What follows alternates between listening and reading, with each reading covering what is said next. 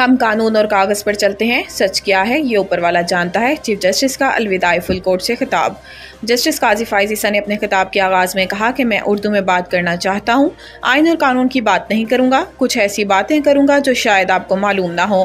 انہوں نے کہا کہ سب سے پہلے شکریہ اللہ تعالیٰ کا جس نے مجھے منصب عطا کیا، ان کا بھی شکر گزار ہوں جو آج یہاں تقریب میں موجود نہیں۔ انہوں نے کہا کہ شکر ہے میری اہلیہ آج موجود ہیں اور انہوں نے خود میری تعریفیں سن لی ہیں۔ شکریہ چودھری افتخار کا جنہوں نے مجھے بلوچستان ہائی کورٹ کے لیے چنا۔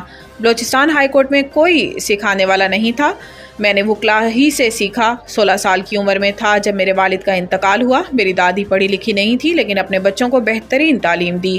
میری والدہ نے کہا کہ پہلے ڈگری کر لو پھر جو مرضی کرنا۔ چیف جسٹس قاضی فائز عیسیٰ کے اعزاز میں الوداعی ریفرنس میں جسٹس منیب اختر، جسٹس عائشہ ملک، جسٹس اطہر من اللہ اور جسٹس شہزاد احمد ملک شریک نہیں ہوئے، جبکہ جسٹس منصور علی شاہ عمرے کی ادائیگی کے لیے بیرون ملک ہیں۔